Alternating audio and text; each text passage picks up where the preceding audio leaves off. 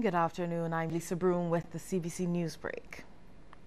Prime Minister Fendel Stewart says his administration is committed to ensuring the stability of Barbados' economy. He says the measures outlined in the 2015 financial statement and budgetary proposals are geared towards doing just that.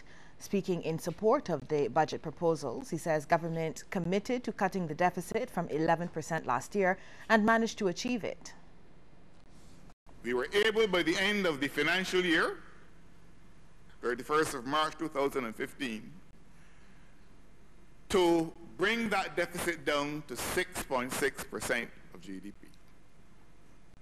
So we have made progress, and the Minister of Finance has to be congratulated for the effort he has made in that regard. The overall government has to be congratulated, because this called for some doing.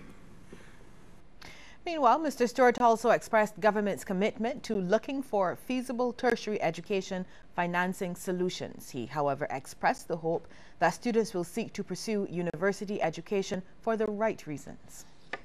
Because long before we had a university here, there were Barbadians who were registering externally with London University and doing external degrees because they believed fervently in the creative power of learning.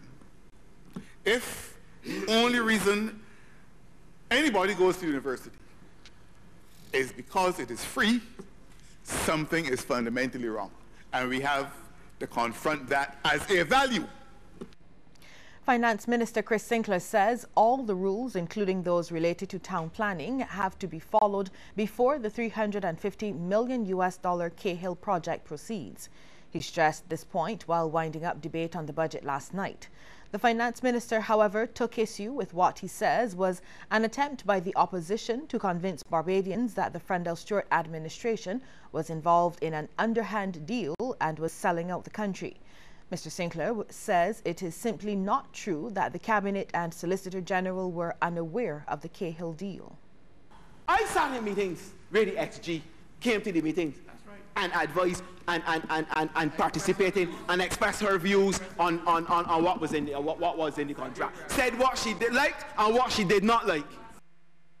Stating that the government of Barbados is not putting any money into the gasification plant, he pointed to major programs undertaken in Barbados which were established as special projects. These include the Sustainable Barbados Recycling Centre's waste management facility. Just like Cahill Energy is set up specifically for the purpose of doing the waste energy plant. Huh? The Ionics company. The Ionics company, which the salt plant them ever set up and do, what was their track record in water desalination? Salt water desalination. Tell me. That is scary. Tell me. And they set up a plant and successfully running it. Independent Member of Parliament Owen Arthur is not optimistic that the policies outlined by Finance Minister Chris Sinclair will help the economy to grow. In fact, the St. Peter MP is suggesting that a very tight balance is needed between the $200 million in taxes the government expects to earn and the just over $1 billion it projects will be injected into the economy. His concern is that some of the projects are spread out over as many as 4 years, and this is not good news for the economy. If you take out $200 million from the economy, it will take you at least $500 million in sure injections immediately for the 60% import content for the economy just to remain stable and not grow at all. So that the minister must really go through this series of measures and at least make sure that as he takes out $200 million by taxation, he injects at least $500 million, because $500 million in new capital activity in a year with import content will be equivalent of $200 million net. And that will just keep it stable. Mr. Arthur maintains that debt restructuring is the best solution to getting the economy back on a growth path. He believes the budget presented was prepared in line with the recommendations in the Article 4 consultation of the International Monetary Fund.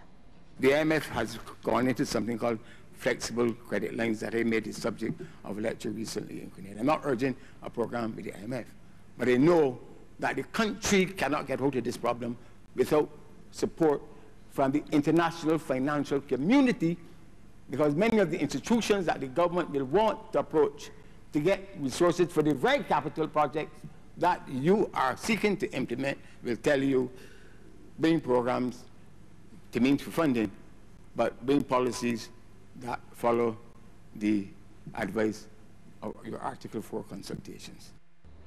Opposition MP Santia Bradshaw has expressed concern about the negative impact that some of the measures contained in the 2015 financial statement and budgetary proposals will have on businesses. The St. Michael Southeast MP specifically identified the new tax on mobile call time as she spoke in opposition to the budget proposals in the House of Assembly. If you are a small business, if you are a medium-sized business, if you are a large business, and you have several employees and you utilize a phone, particularly a cell phone, to be able to engage in the practice of business, you are looking, say, at a minimum of 4 hours per day for, say, from 5 or 6 days a week. You are looking at $7.20 per day.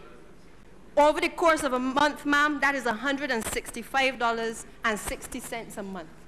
The reality, Madam Deputy Speaker, is that in these trying times for small businesses in particular, this is an additional burden.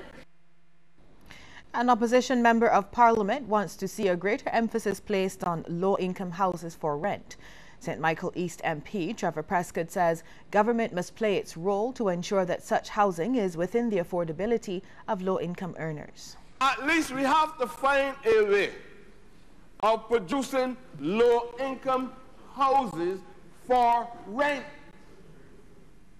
We have to do that.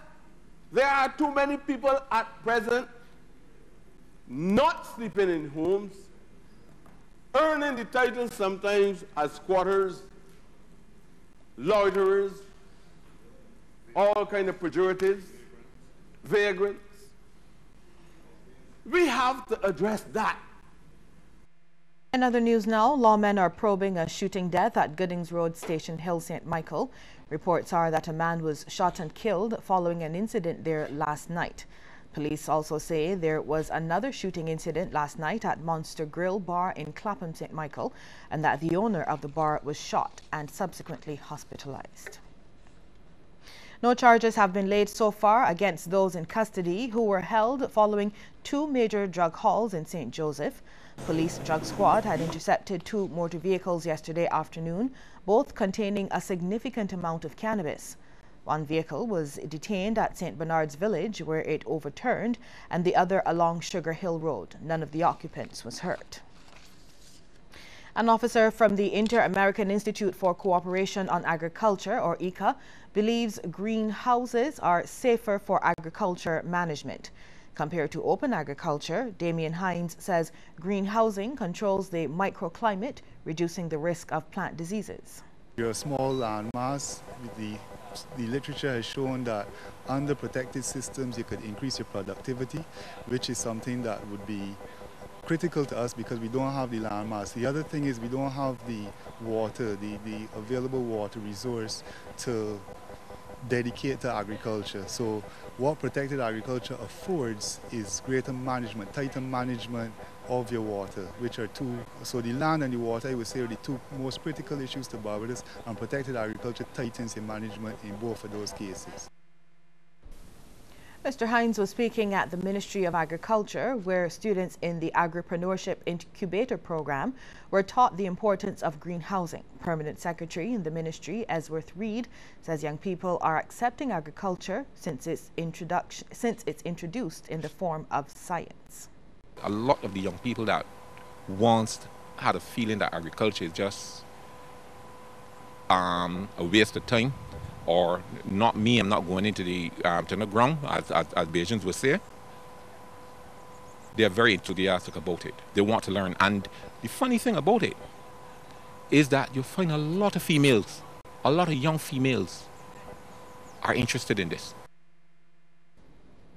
Barbadian Jamila Seeley has been selected to address a symposium aimed at assessing climate change communication efforts organized by the OECS. It starts today in St. Kitts and Nevis. Seeley's the regional chairperson of the Caribbean Youth Environment Network, or CBC. Presentation will be on the use of social media to disseminate information about climate change to the public and especially young people. She will also explore the best practices and challenges associated with social media use and citing examples from the CN and other environmental organizations. Other participants include government personnel working in communications related to climate change or in climate-sensitive sectors, USAID, Caribbean Community Climate Change Center, United Nations Development Program, and Alliance of Small Island States. We'll take a break here, but when we come back, news from the region and further afield. Stay with us.